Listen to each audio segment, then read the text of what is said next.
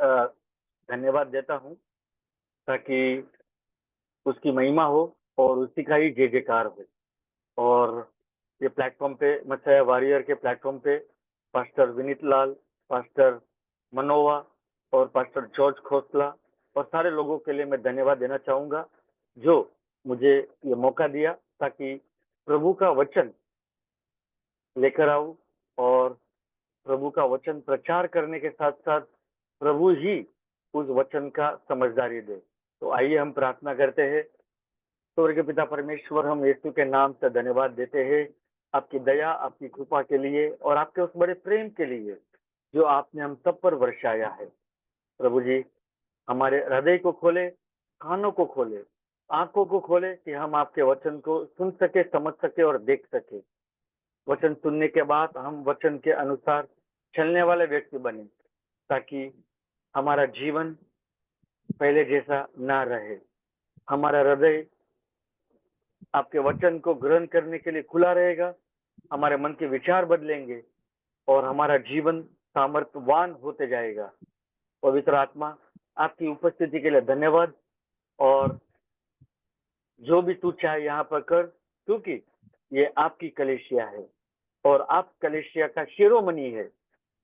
और हम आपको संपूर्ण अधिकार देते हैं कि आपका ही जय-जयकार हो और वचन की सही समझदारी, आत्मिक समझदारी सभी को मिले, ताकि वे वचन में और भी बढ़ते जाए, उन्नति करते जाए, मसीहा को जाने, मसीहा को पहचाने और मसीहा के दिल डोल में बढ़ते जाए। मैं धन्यवाद देता हूँ प्रभु जी, आपका योजना और आपका उद्देश्य लोगों के जीवन में पूरा हो। शैतान की हर एक योजनाओं को हम नाशवन करते हैं यीशु नासरी के नाम से। यह प्रार्थना पिता मैं यीशु के नाम में करता हूँ, आमीन।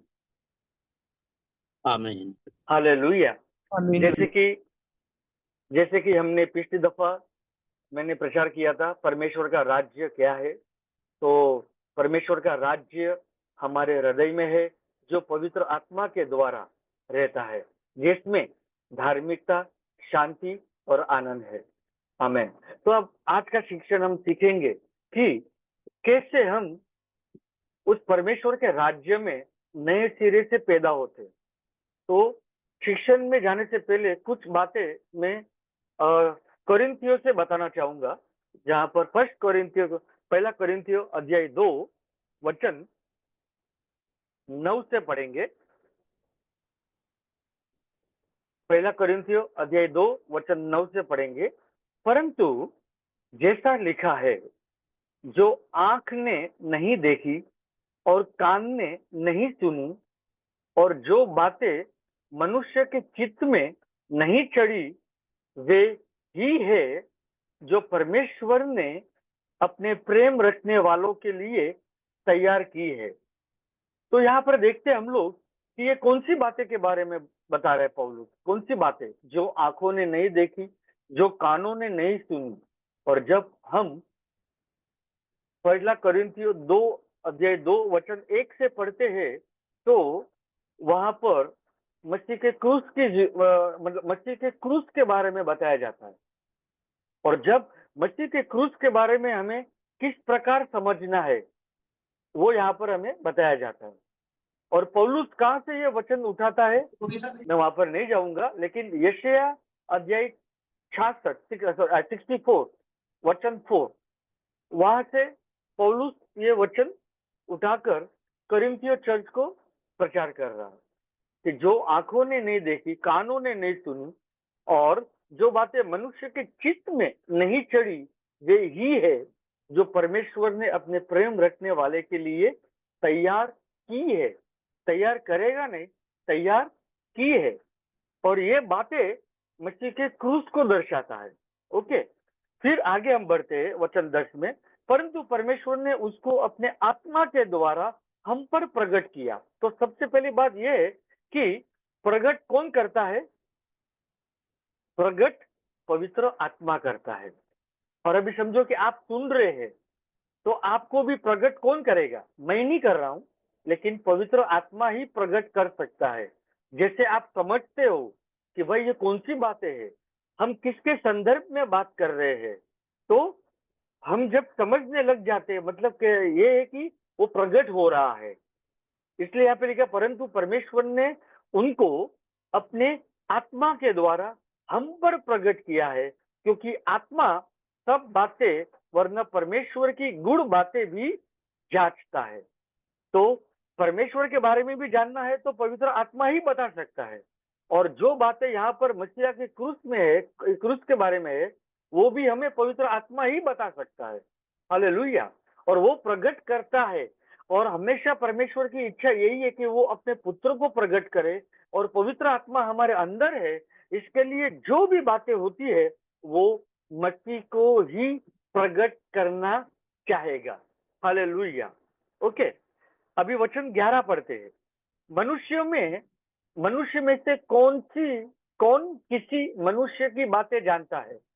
आपके हृदय में जो अभी बातें चल रही है वो केवल आपकी आत्मा जानता है। ओके, केवल मनुष्य की आत्मा जो उनमें है, वैसे ही परमेश्वर की बातें भी कोई नहीं जानता।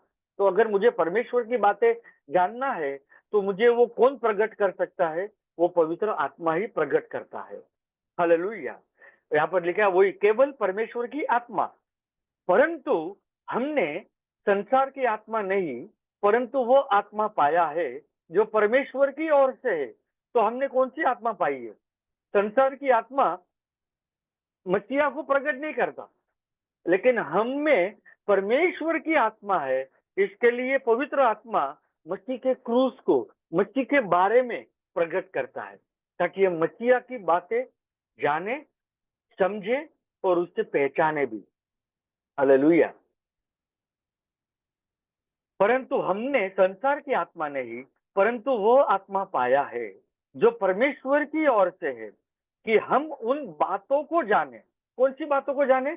जो परमेश्वर की बातें हैं, हम उन बातों को जाने आत्मा के द्वारा, जो परमेश्वर ने हमें दी है। हालेलुया। वचन 13, जिनको हम मनुष्य के ज्ञान बुद्धि की सिखाई हुई बातों में नहीं।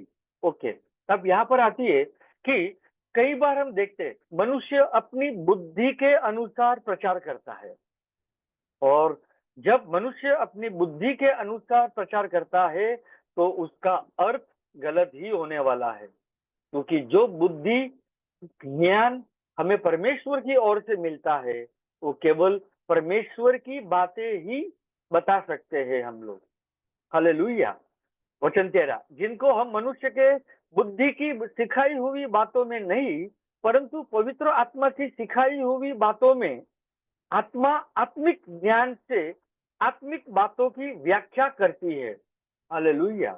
तो जैसे आप जब ये वचन मतलब अध्याय 2 में 1 से जब पढ़ के आते हैं ना, तो वहां पर इस प्रकार ऐसे भी लिखा है कि परमेश्वर की जो बुद्धि वाली बातें हैं वो उन लोगों को सिखाया जाए जो आत्मा में बढ़ रहे हैं, जो बुद्धिमानी है। ओके, बुद्धिमानी का अर्थ है कि मैं संसार में कितने प्रॉब्लम सोल्व कर रहा हूँ। बुद्धिमानी का अर्थ है कि परमेश्वर मुझे बुद्धि इसलिए दे रहा है, आत्मिक बुद्धि इसलिए दे रहा है, ताकि मैं वचन से वचन मिलाकर उसका अर्थ मैं आत्मिक रीति से बताता हूँ। मतलब सही रीति से बताने का काम एक मनुष्य का तब होता है जब परमेश्वर की बुद्धि से वो सीखता है और वो दूसरों को भी सिखाता है। हालेलुया। इसलिए देखिए वचन 13 फिर से पढ़ता हूँ, जिनको हम मनुष्य के ज्ञान की सिखाई हुई बातों में नहीं, मतलब मनुष्य का ज्ञान भी है, मनुष्य की बुद्धि भी है जो वो सिखाता है, लेकिन वो सही रीत से नहीं सिखाएगा, क्योंकि उसका मतलब परमेश्वर के वचन का अर्थ गलत हो जाता है, क्योंकि आत्मिक बातें आत्मा से ही समझाई जाती है। अब इसलिए मैंने आपको ऑलरेडी एक उदाहरण दिया कि जो आंखों ने नहीं देखी, जो कानों ने नहीं सुनी, वे और जिनके हृदय में ये बातें नहीं आई, वे यही है। कौन सी बातें? जो क्रूस की बातें के बारे में संदर्भ में बताया जाता है। हालेलुया। और ये वचन कहां से उठाता है पौलुस? यशाया अध्याय 64 वचन 4, आइजाया चैप्टर 64 वर्स 4। ओके, अभी हम जाएंगे वचन 14 पे। परंतु शारीरिक मनुष्य परमेश्वर की आत्मा की बातें ग्रहण नहीं करता। ओके, ध्यान से सुनिए, ये पत्र करिन्थियो चर्च को लिखा गया था, और ये करिन्थियो चर्च हालांकि आत्मिक होनी चाहिए थी, लेकिन यहाँ पर पौलुस बताता है शारीरिक। हालांकि उसका इंग्लिश में वर्ड होता है कार्नल, और हालांकि है करिन्थियो चर्च क्रिश्चियन ही, लेकिन पौलुस उनको शारीरिक बता रहा है। और शारीरिक मनुष्य का मतलब यह है कि वो धरती की बातें और धरती पे जो उनकी इच्छाएं होती है, वो सब बातें को दर्शाता है। हालांकि वो परमेश्वर की इच्छा के अनुसार नहीं चलता, इसके लिए वो शारीरिक मनुष्य हो जाता है। और जब वो शारीरिक मनुष्य होता है तो वो परमेश्वर की आत्मा की बातें ग्रहण नहीं करता। हालेलुया। तो यहाँ पर हमें समझना है कि मसीह में आने के बाद भी बहुत सारे ख्रिस्ती भाई बहन लोग वे शारीरिक क्यों है? क्योंकि वे अभी भी सांसारिक धरती की, मतलब धरती की और शारीरिक वस्तुओं की खोज में रहते हैं, और इसलिए वे आत्मिक मनुष्य नहीं कहलाते। लेकिन पौलुस हमें ये बताना चाहता है कि अगर आप आत्मिक हो तो परमेश्वर की आत्मा की बातें को ग्रहण करोगे।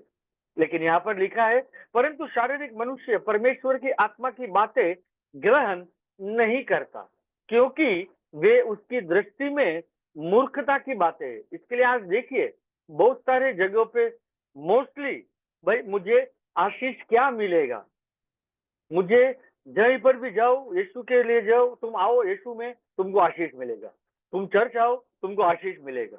कोई ऐसा कहता नहीं है कि भाई आप आए चर्च कलीसिया में आए ताकि आप यीशु मसीह को जान सकोगे, यीशु मसीह को पहचान सकोगे, उसके वचन को आप समझ सकोगे। ऐसा बहुत सारे जो मतलब जगह पे कम ही बोला जाता है। लेकिन मोस्टली आपको आशीष शारीरिक और जो भी अपनी इच्छा के अनुसार जो आपको, वो आपको कोई भी मतलब कोई भी कहेगा अरे इस साल आपको गाड़ी दिया जाएगा, आपको बंगला मिलेगा, आपको ये होगा, आपको वो होगा। मसीह में रहने के साथ साथ वो तो होना ही है, लेकिन कोई मुझे बोले ऐसा, सिर्फ खाली इतना ही होना चाहिए कि मसीह को प्रकट करना बहुत ही जरूरत है। और यहाँ पर परमेश्वर की आत्मा की बातें इसलिए नहीं समझ पाते क्योंकि उनकी दृष्टि में वे मूर्खता की बातें हैं।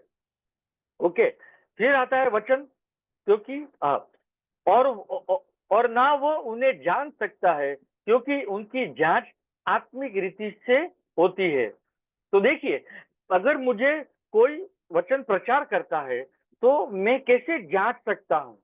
इसके लिए वचन से वचन मिलाकर मैं नहीं सिखाता हूँ, तो मैं यीशु मसीह को नहीं दिखाता, क्योंकि बाइबल बताती है आत्मिक जन आत्मिक जांच करता है, वो आत्मिक रीति से सिखाता है। हालेलुया। इसके लिए मैंने आपको ऑलरेडी एक वचन से सिखाया, जो आंखों ने नहीं देखी, कानों ने नहीं सुनी, जिनके हृदय के चित्त में नहीं पड़ी, वे यही बात है। कौन सी बात? क्रूस की बात है। और पौलुस कहां से उठाता है? यशाया 64 वचन 4 से। हालेलुया।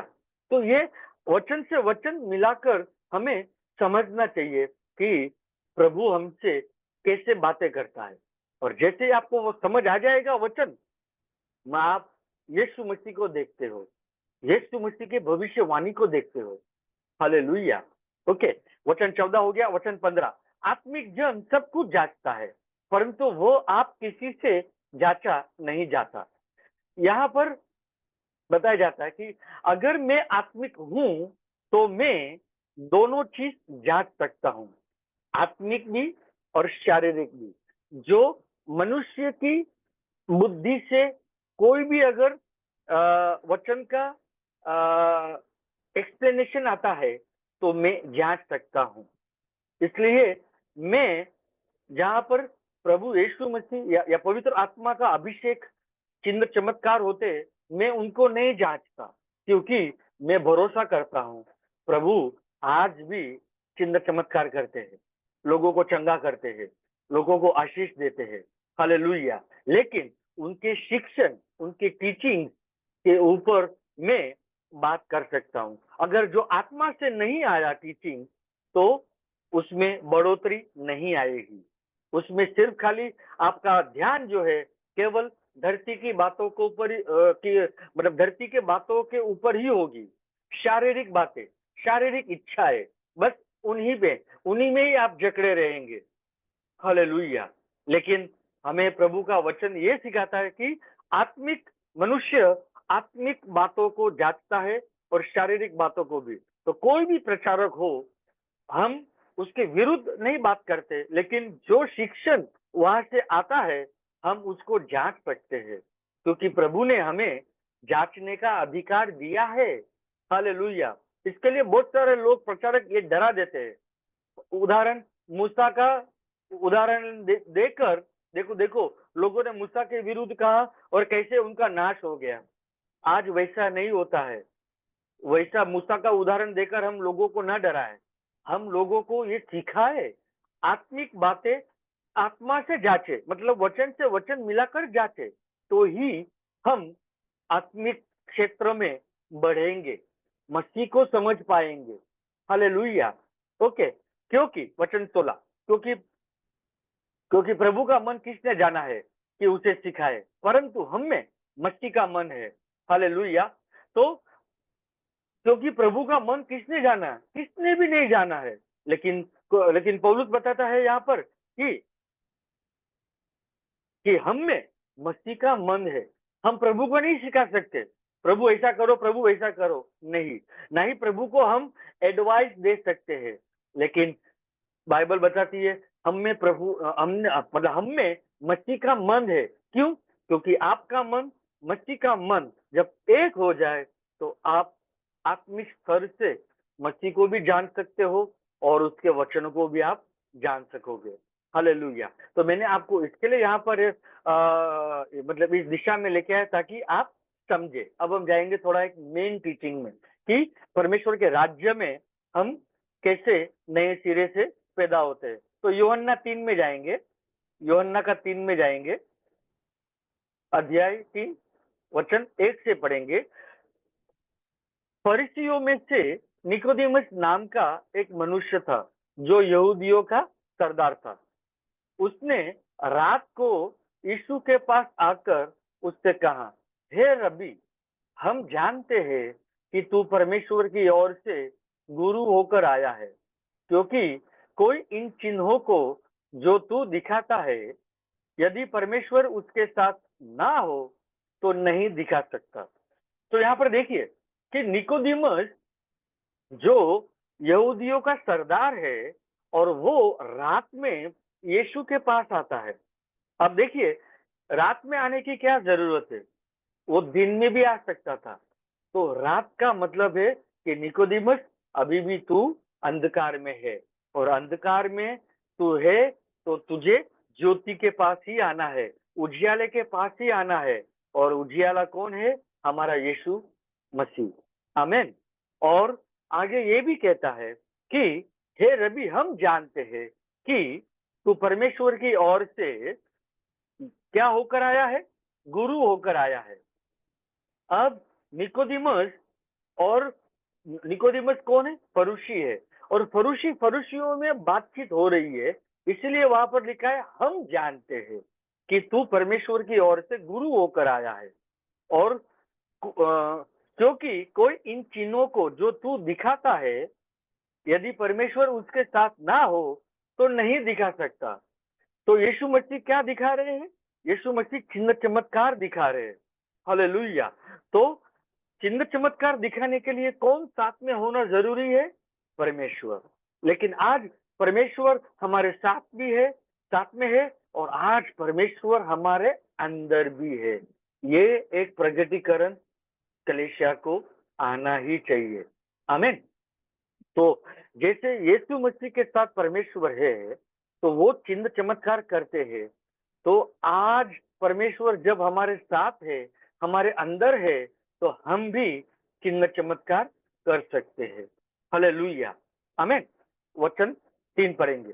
यीशु ने उसको उत्तर दिया, मैं तुझसे सच सच कहता हूँ, यदि कोई नए सिरे से न जन्मे तो परमेश्वर का राज्य देख नहीं सकता। तो आप तो देखिए, निकोदेमस आता है यीशु के पास, और वो समझता है कि परमेश्वर यीशु के साथ है, इसलिए वो चिन्ह चमत्कार करता है। लेकिन अब यीशु मसीह बता रहे हैं कि भाई मैं चिन्ह चमत्कार किस लिए कर रहा हूँ, क्यों कर रहा हूँ। वचन 3 में बताया कि मैं तुझसे सच सच कहता हूँ, यदि कोई मनुष्य नए सिरे से न जन्मे तो परमेश्वर का राज्य नहीं देख सकता। तो आप देखिए, परमेश्वर का राज्य यीशु मसीह कहाँ पर लाता है? इस धरती पे। इसके लिए फरीसी चिन्ह चमत्कार कहाँ पे देख रहा है? मतलब कहाँ पे, मतलब उसे पता है कि यीशु मसीह चिन्ह चमत्कार कर रहे हैं। तो इसके लिए यीशु मसीह कह रहे हैं कि चिन्ह चमत्कार अगर तुझे देखना है तो तुझे नए सिरे से पैदा होना है, तो ही तू देख सकता है।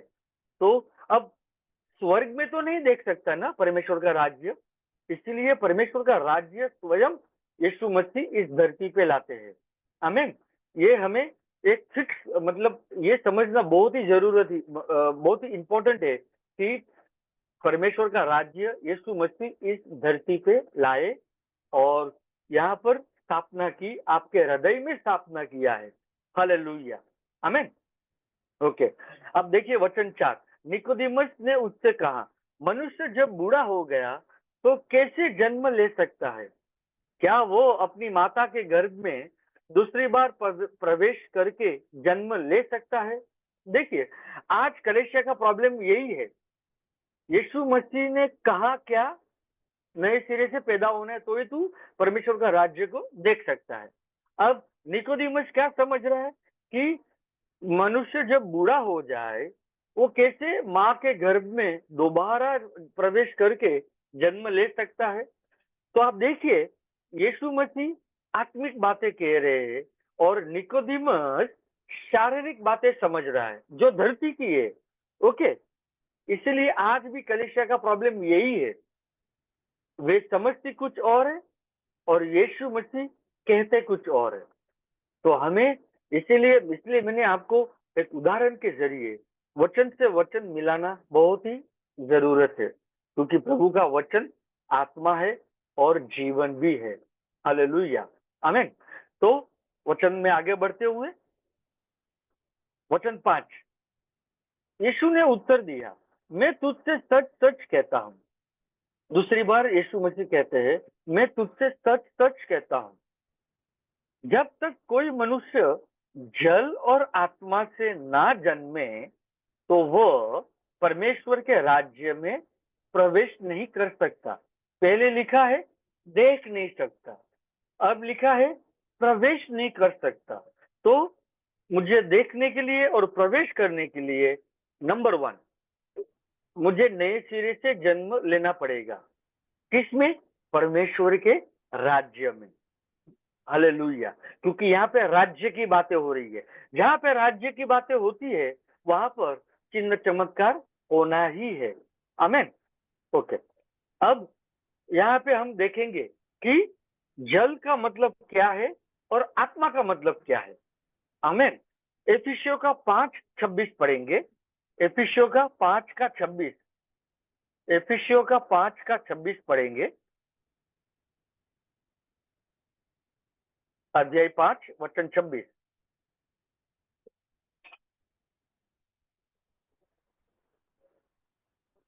कि उसको वचन के द्वारा जल के स्नान से शुद्ध करके पवित्र बनाए।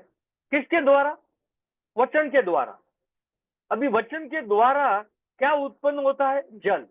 और जल के स्नान से क्या करता है प्रभु? वो शुद्ध करता है और पवित्र करता है। हालेलुया। तो आप और मैं कैसे शुद्ध होते हैं? प्रभु के वचन से, वचन के जल से। तो जल ही वचन है। हालेलुया। यहाँ पे हमें बहुत समझना जरूरी है, वचन से वचन मिलाना है। परमेश्वर के राज्य की बात हो रही है, पानी के बपतिस्मा के बारे में नई बातें हो रही है। पानी के बपतिस्मा के लिए दूसरे वचन है। मैं ये स्पष्ट क्यों किया मैंने, ताकि हम हमारा वचन समझाने का अर्थ जो है वो गलत ना हो। इसलिए वचन से वचन मिलाना, शब्द से शब्द मिलाना और उसके सही संदर्भ में सिखाना, ये बहुत ही महत्व है। हालेलुया, आमेन। तो कि उसको वचन के द्वारा जल के स्नान से शुद्ध करके पवित्र बनाए। हम जितने भी चाहे पवित्र बनने की कोशिश करें, हम नहीं बन सकते, क्योंकि प्रभु का वचन के द्वारा जल के स्नान से वो सबसे पहले वो शुद्ध करता है और फिर वो हमें पवित्र बनाता है। हालेलुया, क्योंकि प्रभु का वचन पवित्र है, प्रभु का वचन शुद्ध करता है। हालेलुया, आमेन। ओके, अब हो गया जल का अर्थ, हो गया वचन। पहला Petrus 1:23, first Peter chapter 1 verse 23।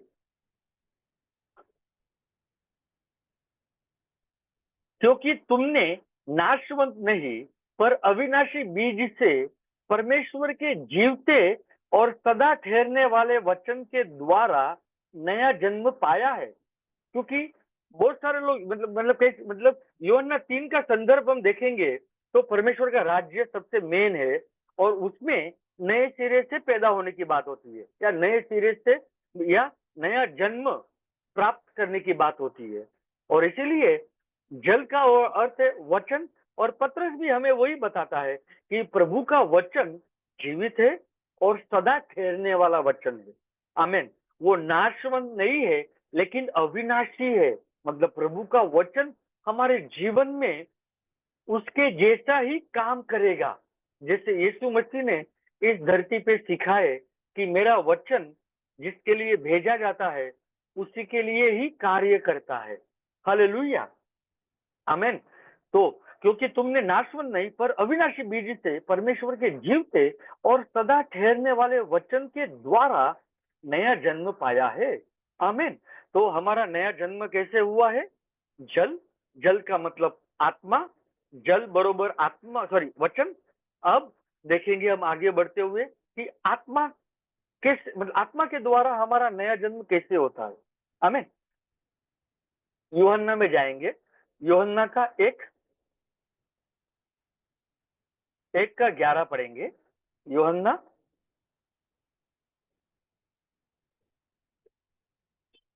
1:11 पढ़ेंगे। वो अपने घर में आया और उसके अपनों ने उसे ग्रहण नहीं किया, परंतु जितनों ने उसे ग्रहण किया उसने उन्हें परमेश्वर के संतान होने का अधिकार दिया, अर्थात उन्हें जो उसके नाम पर भरोसा रखते हैं।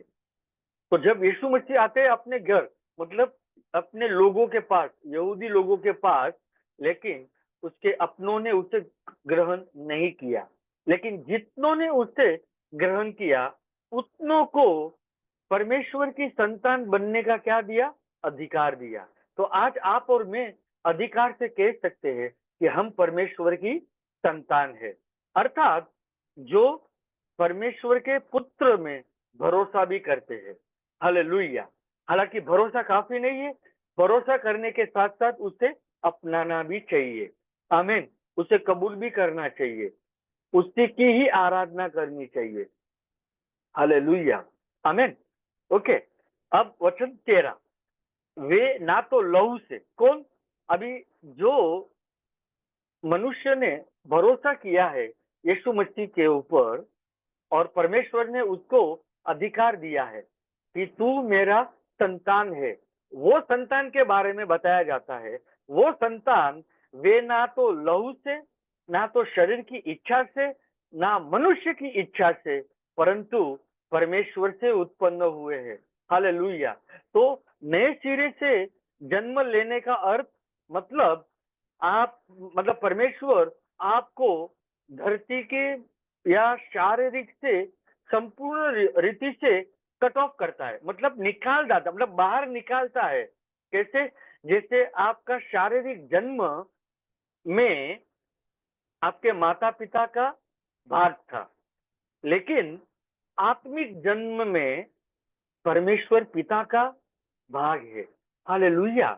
कितनी बड़ी बातें हैं हमारे लिए, जो परमेश्वर पिता हमसे इतना प्यार करता है, इसलिए वो अपना आत्मा हमें देता है, ताकि एक ही चीज को दर्शाएगा, यीशु मसीह को, यीशु मसीह के बारे में, यीशु मसीह की बातें, यीशु मसीह की सिखाई हुई बातें हमें समझनी चाहिए। इसके लिए निकोदेमुस नहीं समझ रहा था। आगे जब पढ़ते हैं ना, निकोदेमुस नहीं समझ पा रहा।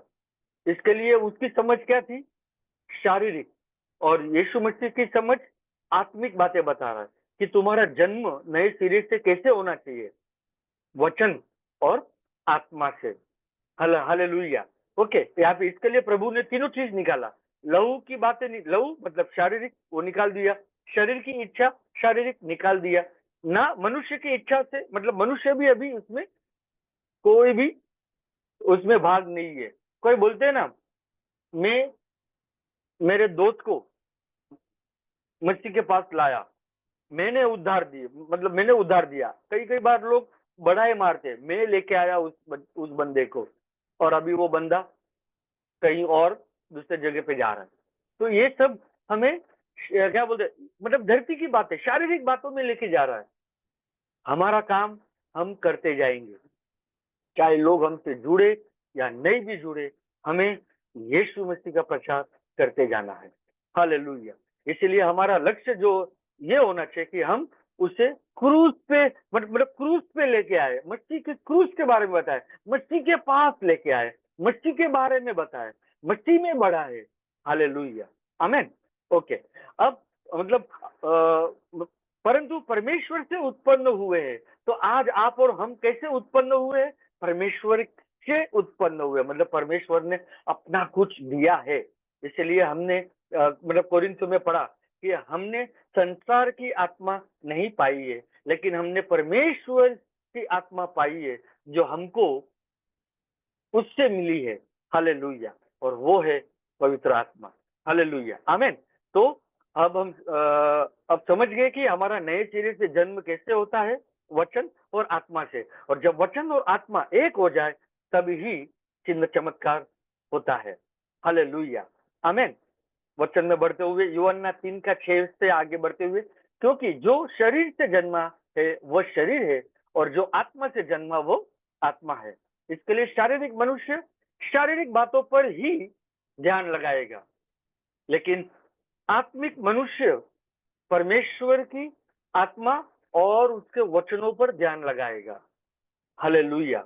इसके लिए हम शारीरिक ना रहे, हालांकि भले हम मसीह में आए, फिर भी पौलुस कहता है, बहुत सारी, मतलब वो कलीसिया कैसी थी? शारीरिक थी, जिस्मानी थी। वो सिर्फ खाली धरती की बातें और उनकी इच्छा के बारे में ही वे आगे बढ़ते हैं। बस हमें प्रभु से क्या मिलेगा, शारीरिक आशीष से क्या मिलेगी, वो हमें मसीह में आने के बाद आत्मिक आशीष जब मिली है, तो सब कुछ विश्वास के द्वारा प्रभु हमारे जीवन में अद्भुत कार्य करता रहता है। हालेलुया, आमीन। ओके, वचन 7 पढ़ेंगे। आशंबा ना कर कि मैंने तुझसे कहा, तुझे नए सिरे से जन्म लेना है, अवश्य है। हवा जिधर चाहती है उधर चलती है, और तू उसकी आवाज सुनता है, परंतु नहीं जानता कि वह कहां से आती है और किधर को जाती है। जो कोई आत्मा से जन्मा है, वो ऐसा ही है। प्रभु ने यहाँ पर हमें एक अच्छा उदाहरण दिया। हवा जहां से आती है, जिधर जाती है, लेकिन किसी को मालूम नहीं कहां से आती है और किधर को जाती है। वैसे ही जो आत्मा से जन्म लेता है, वो ऐसा ही है। मतलब पवित्र आत्मा कहां से आएंगे, कहां को जाएंगे, ये किसी को भी मालूम नहीं, लेकिन उसका कार्य हमें पता चलता है, क्योंकि पवित्र आत्मा अद्भुत कार्य करने वाला परमेश्वर है, वो सामर्थ्य है। हालेलुया, आमीन। इसलिए वो निकोदेमुस को ये बता रहे, मतलब प्रभु यीशु निकोदेमुस को बता रहे कि तू आश्चंबा ना कर कि मैं परमेश्वर के राज्य में नए सिरे से बात कर रहा हूं, और चिन्ह चमत्कार कर रहा हूँ। हालेलुया। इसीलिए तुझे परमेश्वर के राज्य की बातें समझना बहुत ही जरूरत है। और परमेश्वर के राज्य की बातें में नए सिरे से जन्म लेना है, नए सिरे से जल और आत्मा मतलब वचन और आत्मा दोनों एक होना चाहिए, तो अद्भुत काम होना ही चाहिए और वचन की समझदारी और भी मिलेगी आप लोगों को। आमीन। वचन 9, निकोदेमस ने उसको उत्तर दिया, ये बातें कैसे हो सकती है? देखो अभी भी उसको समझ में नहीं आ रहा है। और आज बहुत सारे कलीसिया के लोग भी जैसे हम कहेंगे ना तो वो नहीं समझ पाते, क्योंकि जैसे मैंने कोरिन्थ में पढ़ा कि शारीरिक मनुष्य आत्मा की बातें, परमेश्वर की आत्मा की बातें ग्रहण नहीं कर सकता, क्योंकि वो उनकी दृष्टि में मूर्खता की बातें हैं। इसलिए जो परमेश्वर की बुद्धि मिलती है तो जो लोग कहेंगे भाई ये बुद्धि मतलब मतलब वो उनकी दृष्टि में मूर्खता की बातें है, क्योंकि उनको परमेश्वर की बुद्धि नहीं मिली है, क्योंकि वे उनकी बुद्धि के और उनकी ज्ञान से वे सिखाते हैं लोगों को। हालेलुया। और इसीलिए मैंने जैसे कहा कि कोई भी प्रचारक हो, चाहे मैं भी हूँ, मेरी बातें आत्मा आत्मा से मिलाना बहुत ही जरूरत है। हालेलुया। अगर गलत है तो मैं बदलने के लिए भी तैयार हूँ। आमीन। क्योंकि प्रभु की नम्रता हम मसीहा में दिखाई देती है, और मसीहा जब हमारे अंदर है तो हम बड़ाई किस बात की मारे। हालेलुया। आमीन। ओके। यह सुनकर यीशु ने उससे कहा, तू इजरायलियों का गुरु होकर भी क्या इन बातों को नहीं समझता? मतलब वो कौन था? इजरायलियों का सरदार, इजरायलियों का गुरु, फरूशी था। वो साधारण व्यक्ति नहीं था, पढ़ा लिखा व्यक्ति था, ज्ञानी था, लेकिन उसको ज्ञान किसमें था? व्यवस्था में। लेकिन प्रभु के वचन में नहीं। प्रभु के वचन के सामने कोई व्यवस्था अगर लेके आता है तो व्यवस्था का काम है ही नहीं। हालेलुया। क्योंकि प्रभु का अनुग्रह सर्वश्रेष्ठ है। आमीन। तो इजरायलियों का गुरु होकर भी इन बातों को नहीं समझता। कौन सी बातों का? परमेश्वर के राज्य की बातें, देखना, प्रवेश करना। तो जैसे जब हमारा नए सिरे से जन्म होता है वचन और आत्मा से, कब हुआ, कैसे हुआ, ये हमें भी नहीं मालूम पड़ता था। तो हम अभी प्रवेश भी कर सकते हैं, देख भी सकते हैं चिन्ह चमत्कार। और साथ साथ एक ही चीज की कमी होती है कि लोग विश्वास में आगे नहीं बढ़ते कि वे भी यीशु के नाम से चिन्ह चमत्कार कर सकते हैं। हालेलुया। वे केवल प्रचारक लोगों के ऊपर निर्भर रहना जरूरी नहीं है। वे भी अधिकार और सामर्थ्य से जब प्रभु का वचन कहेंगे तो प्रभु भी उनके जीवन में अद्भुत कार्य करेगा। हालेलुया। क्योंकि प्रभु की इच्छा यही है कि वे अपने लोगों को आशीष दे। आमीन। वचन 11, मैं तुझसे सच सच कहता हूँ कि हम जो जानते हैं वह कहते हैं, और जिसने हमने देखा है उसकी गवाही देते हैं, और तुम हमारी गवाही ग्रहण नहीं करते, नहीं करेंगे। परुषी, सदुखी, ये जो थे यीशु मसीह की गवाही को ग्रहण नहीं किया। इसके लिए यीशु मसीह कहते हम जानते हैं। हम कौन? मैं, वचन और आत्मा, परमेश्वर। हालेलुया। ओके। वचन 12, जब मैंने तुमसे पृथ्वी की बातें कही और तुम भरोसा नहीं करते, तो यदि मैं तुमसे स्वर्ग की बातें कहूं तो फिर क्यों भरोसा करोगे? आज कलीसिया उल्टा जा रही है। क्यों? क्योंकि उनको ज्यादातर स्वर्ग की बातें समझना है और धरती की बातें नहीं। धरती की मतलब, मेरा कहने का मतलब शारीरिक बातें नहीं, लेकिन परमेश्वर का राज्य प्रभु धरती पर ले आया। और धरती पर इसलिए ले आया ताकि उसने हमें बताया कि उसके वचन कैसे चिन्ह चमत्कारों के द्वारा काम करता है। और प्रभु ने हमेशा अधिकार और सामर्थ्य से उसके वचन को बोला और शैतान के कामों को नष्ट किया। इसके लिए धरती पर मतलब समस्या है, गरीबी है, बीमारी है, रोग है, तकलीफें है, वो बातें के बारे में मैं बताता हूँ जो यहाँ पर हमें समझना है कि यीशु मसीह कहता है कि नए सिरे से जब जन्म लेता है वो मनुष्य, वचन और आत्मा से पैदा होता है, तब वो धरती के ऊपर राज कर सकता है, समस्या के ऊपर जय प्राप्त कर सकता है। वो बीमारी का नाश कर सकता है। हालेलुया। तो मैं मैं एक संदर्भ में बात कर रहा हूँ, ओके। लेकिन हम उल्टा ना जाए, स्वर्ग की बातें अभी देखिए, यीशु मसीह एक स्वर्ग की बातें का झलक बता रहे। वचन 13 पढ़ेंगे, फिर मैं फिनिश करता हूँ। कोई स्वर्ग पर नहीं चढ़ा, कोई स्वर्ग पर नहीं चढ़ा। नहीं, सब जन स्वर्ग में जाने की बात करते हैं, लेकिन यहाँ पर लिखा कोई स्वर्ग पर नहीं चढ़ा। ये किस समय की बात कर रहा है प्रभु? ये उस समय जब वो धरती पे थे। ध्यान से सुनिए, वचन 13 बहुत ही समझने की बात है। कोई स्वर्ग पर नहीं चढ़ा, केवल वही जो स्वर्ग से उतरा। तो हम जानते हैं कि स्वर्ग से कौन उतरा? यीशु मसीह, अर्थात मनुष्य का पुत्र यीशु मसीह, जो स्वर्ग में है। स्वर्ग में था करके नहीं लिखा है, लेकिन स्वर्ग में है। तो यहाँ पर हमें प्रभु की आत्मिक बातें समझना है। यशायाह 66:1 में ऐसा लिखा है कि स्वर्ग मेरा सिंहासन है। घर नहीं लिखा है, स्वर्ग मेरा क्या है? सिंहासन है, और पृथ्वी मेरी पैरों की चौकी है। हालेलुया। जब यीशु मसीह इस धरती पे आए, तब उसने स्वर्ग और पृथ्वी एक कर दी। ध्यान से समझिए, जब यीशु मसीह स्वर्ग से उतरे धरती पर, तब स्वर्ग और पृथ्वी एक हुई, क्योंकि उसके पहले एक नहीं हुई थी। ओके। कब आदम ने जब पाप किया, तब स्वर्ग और पृथ्वी अलग हुई, लेकिन पाप करने से पहले स्वर्ग और पृथ्वी एक थी। हालेलुया। समझ आई आप लोगों को यह बात? तो स्वर्ग और पृथ्वी पाप होने से पहले एक थी। आदम ने पाप किया तो स्वर्ग और पृथ्वी अलग हुई, लेकिन मसीहा आने के बाद अब स्वर्ग और पृथ्वी एक हुई। और अब यहाँ पर पढ़ते हैं कि कोई स्वर्ग पर नहीं चढ़ा, केवल वही जो स्वर्ग से उतरा। तो यीशु मसीह जब स्वर्ग से उतरे, तो यहाँ पर ऐसा लिखा होना चाहिए था ना, अर्थात मनुष्य का पुत्र जो स्वर्ग में था। लेकिन यहाँ पर हमें बताया जा रहा है जो स्वर्ग में है, मतलब प्रभु यीशु मसीह ने स्वर्ग और पृथ्वी एक कर दी।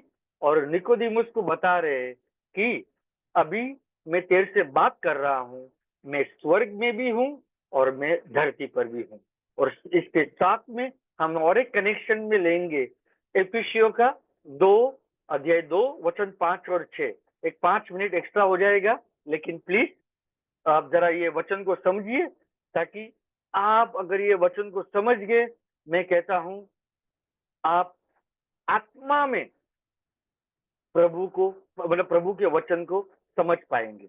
ओके। एफिसियों का 2 वचन 5 और 6 पढ़ेंगे। अगर मैं आपको एक प्रश्न पूछूं कि क्या आप लोगों को स्वर्ग जाना है, तो आपका जवाब क्या होगा? कोई एक दो कमेंट में बोल सकता है? अगर मैं पूछूं कि आपको स्वर्ग में जाना है, तो आपका जवाब क्या होगा? मोस्टली सभी जन बोलेंगे, हाँ मुझे जाना है, मुझे स्वर्ग में जाना है। ओके। लेकिन हम अब वचन में जाएंगे, वचन में जाएंगे। एफिसियों का 2 वचन 5। जब हम अपराधों के कारण मरे हुए थे, तो हमें मसीह के साथ जिलाया। ओके। थोड़ा वचन को तोड़ते तोड़ते हम सीखेंगे। जब हम अपराधों के कारण क्या थे? मरे हुए थे, मतलब हम आत्मा में मरे हुए थे। लेकिन अपराध किया किसने? सबसे पहले अपराध आदम ने किया। तो जिस दिन आदम ने अपराध किया, उसी दिन आदम आत्मा में मर गया। मतलब आत्मिक बातों का ज्ञान, समझ अब नहीं रहा। उनकी आत्मिक आंखें बंद हुई, शारीरिक आंखें खुल गई। इसलिए अपराधों के कारण वो क्या थे? हम सब जन किस में थे? आदम में थे। और इसीलिए अभी यीशु मसीह आकर हमें आदम से बाहर निकालना बहुत ही जरूरी है। अगर नहीं निकलेंगे तो हम हर वक्त दोनों आदम आदम मसीह में हर वक्त क्या होते जाएगा, क्लैश होते जाएगा। मतलब वो एक नहीं हो सकता। इसलिए हमें समझना है कि अपराधों के कारण हम भी आत्मा में क्या थे, मरे हुए थे। लेकिन हमारे जीवन में कौन आया, मसीह आया। तो मसीह ने सबसे पहले क्या किया, मसीह ने मतलब हमें मसीह के साथ जिलाया, मतलब मसीह के साथ उसने जिंदा किया। किसको, आपकी आत्मा को। क्योंकि आत्मा जो आत्मिक बातों का ज्ञान समझ नहीं था, तो सबसे पहले आत्मा जिंदा करना जरूरी था, ताकि आप अब आत्मिक बातों की समझ प्राप्ति हो। आमेन।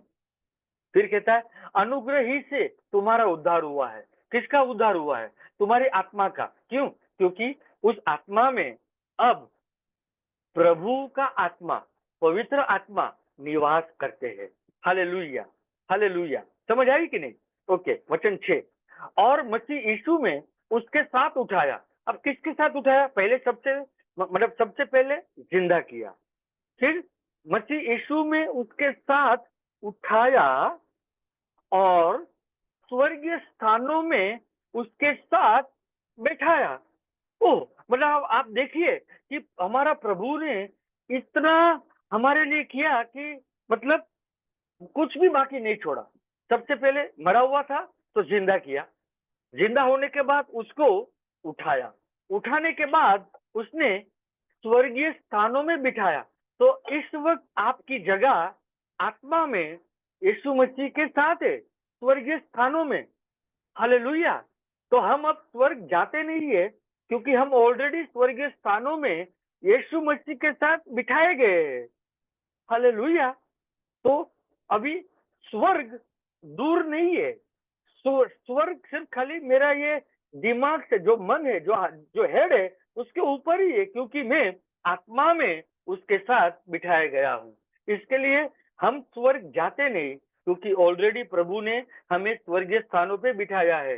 ये मैं नहीं कह रहा हूँ, ये प्रभु मसीह का वचन है, जो हमें समझना चाहिए। हालेलुया। इसके लिए यीशु मसीह जब निकोडिमुस को कहते हैं कि कोई स्वर्ग पर नहीं चढ़ा, ये उस समय की बात है कि केवल वही जो यीशु मसीह स्वर्ग से उतरा, ये सब हम भरोसा करते हैं कि यीशु मसीह स्वर्ग से उतरे, अर्थात मनुष्य का पुत्र जो स्वर्ग में है। तो निकोदिमस, मैं तेरे से बात कर रहा हूँ, मैं स्वर्ग में भी हूँ और मैं पृथ्वी पे भी हूँ। और आज हम कलेशिया, प्रभु का जो देह है, प्रभु की कलेशिया है, आज वो सब जो मतलब जिसने नया जन्म प्राप्त किया है, वे सभी मसीह के साथ स्वर्ग में बिठाए गए हैं। हालेलुया। और आज शिक्षण किस बातों का मतलब दिया जा रहा है, स्वर्ग की तैयारी करो, स्वर्ग की तैयारी करो। हम स्वर्ग की तैयारी ना करें, हम मसीह में लोगों को परिपूर्ण करें, पक्वता करे, मतलब उसका ग्रोथ हो, आत्मिक बढ़ोतरी हो, आत्मिक समझ, आत्मिक बुद्धि प्राप्त हो, ताकि वे समझ पाए कि वे मसीह में कौन है। वे मसीह में ऑलरेडी स्वर्गीय स्थानों पे बैठे हैं। और इसके लिए कोलोसियो 3:3 लिखा है। लास्ट वचन से मैं खत्म करता हूँ। कोलोसियो 3:3, कोलोसियो का 3:3, कोलोसियो 3:3, क्योंकि तुम तो मर गए और तुम्हारा जीवन, मर गए मतलब हम शारीरिक व्यवस्था में, आदम में हम मर गए हैं, और तुम्हारा जीवन मसीह के साथ परमेश्वर में छिपा हुआ है। हालेलुया।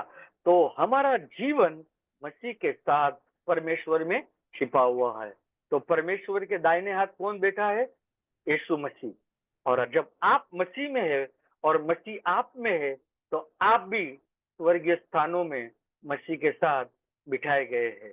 हालेलुया। क्यों, ताकि आप वहां से राज करें, वहां से अधिकार जमाए, वहां से सामर्थ्य से प्रभु के वचन को बोले और शैतान के कामों को जो धरती पर है उसका नष्ट करे। हालेलुया। क्योंकि यही प्रभु का उद्देश्य और योजना थी कि वो कलेशिया को अपने साथ स्वर्गीय स्थानों में बिठाए। और कलेशिया है, लेकिन बहुत सारी कलेशिया को अभी तक मालूम नहीं। जैसे निकोदिमस से वैसे आज कलेशिया भी है। क्यों कहता हूं मैं? क्योंकि वे उनको समझ की प्राप्ति नहीं मिली है। इसलिए हमारी आत्मिक आंखें और भी ज्योतिमय हो, और भी खुले, हमारी समझदारी और भी बढ़े मसीह के वचनों में और मसीह को जाने। तो इसी के साथ मैं एक प्रार्थना करना चाहूंगा सभी के लिए। स्वर्गीय पिता परमेश्वर, हम यीशु के बारे में हम यीशु के नाम से आपको धन्यवाद देते हैं, आपकी दया, आपकी कृपा के लिए। और जो शिक्षण आज का आपने हमें सिखाया है प्रभु जी, उनके हृदय में इस प्रकार दृढ़ हो जाए कि ये वचन की समझदारी मिले, आत्मिक बुद्धि और आत्मिक ज्ञान उनको मिले, ताकि वे शरीर में तो धरती पर है, लेकिन आत्मा में मसीह के साथ बिठाए गए हैं, ताकि हम भी कह सकते हैं कि इस वक्त हम स्वर्ग में भी है और धरती पे भी है। हम धन्यवाद देते हैं प्रभु जी कलेशिया को, जो जो ये प्लेटफॉर्म पे जुड़े हुए, उनको समझदारी मिले, बुद्धि ज्ञान का आत्मा मिले, समझदारी का आत्मा मिले, प्रगटीकरण का आत्मा मिले, ताकि उनका हृदय उजाले से भर जाए और वे हर कामों में फलदायक बने और वे परिपक्वता बनते जाए, मसीह के पूरे दिल डोल में बढ़ते जाए और आत्मिक क्षेत्र में इस प्रकार बढ़ते जाए, केवल वो मसीह को ही प्रथम स्थान दे, मसीह को ही जाने, मसीह को ही पहचाने। मैं धन्यवाद देता हूं प्रभु जी आपके आशीष के लिए। और इस वक्त अगर किसी को भी शरीर में दर्द है, बीमारी है, या रोग है, या आर्थिक समस्या है, उन सभी का इस वक्त यीशु मसीह के नाम से नाश हो जाए। और प्रभु जी आप अपना शिफा वाला हाथ बढ़ा, चंगाई वाला हाथ बढ़ा, और अपने लोगों को छू, उन्हें स्पर्श कर, उन्हें चंगा कर, उन्हें जीवन मिले, हर भागों में जीवन मिले, आपका ही जीवन बहता जाए और वो जीवन की धारा इस प्रकार बहे कि उनका मन भी बदलता जाए और उनका मन आपके मन के साथ हमेशा एक रहे और शरीर में आपकी चंगाई मिले, कमजोरी निकल जाए यीशु नासरी के नाम से।